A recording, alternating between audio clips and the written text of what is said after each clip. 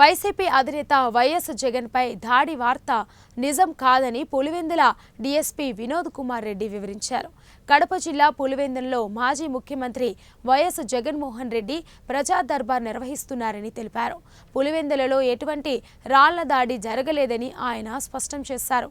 కేవలం వైఎస్ జగన్మోహన్ రెడ్డిని చూడడానికి వచ్చిన ప్రజలు, కార్యకర్తల తోపులాటలో కిటికీ అద్దాలు పగిలాయని డీఎస్పీ వివరించారు.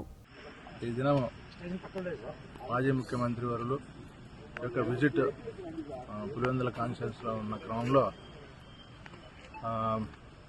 వేంపల్లి వేమలం మీదుగా మొదట పార్టీ ఆఫీస్కి రావడం జరిగింది.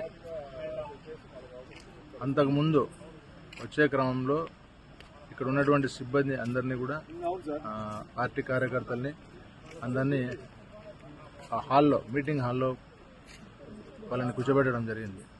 తర్వాత బయట నుంచి వచ్చే వాళ్ళని కొంతవరకు హోల్డ్లో పెట్టుకోవడం, తర్వాత ఎక్స్సీఎం గారు రావడం, కాన్వాయ్తో పాటు లోపలికి పోవడం, ఆ గదిలోకి వెళ్ళిన తర్వాత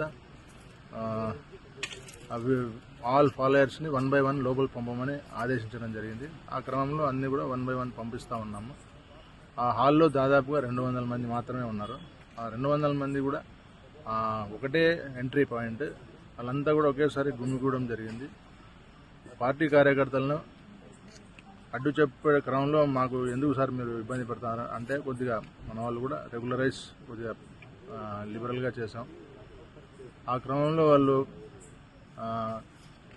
లేట్ అవుతా ఉంది. యాక్చువల్గా అయితే ఒక్కొక్కరు పోవడము, లోపల సెల్ఫీ తీసుకోవడం, మాట్లాడడం జరగడం వల్ల ఆ టైం పీరియడ్ అనేది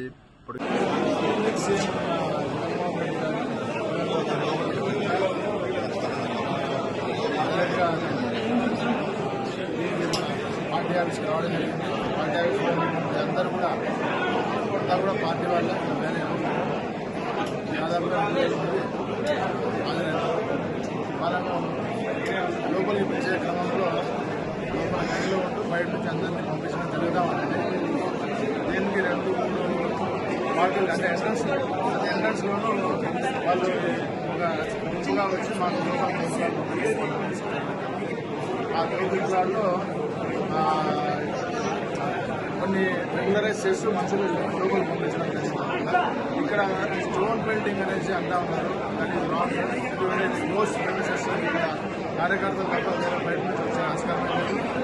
అలాగే అద్దాలు పగిలినాయి, అద్దాల మీద పగిలినాయి అది కూడా రాదు. అది ఏమైందంటే ఈ అన్ని కూడా గ్లాసెస్ ఉన్నాయి. వీళ్ళందరూ కూడా ఈ పుషింగ్లో అది గ్లాస్ అట్లా క్రాక్ ఇచ్చింది. ఇక మిగతా విషయాలు అంతా కూడా సవ్యంగా జరిగిపోతూ ఉంది. 10 నిమిషాల్లో ఉండగా ఎక్స్ఎం గారు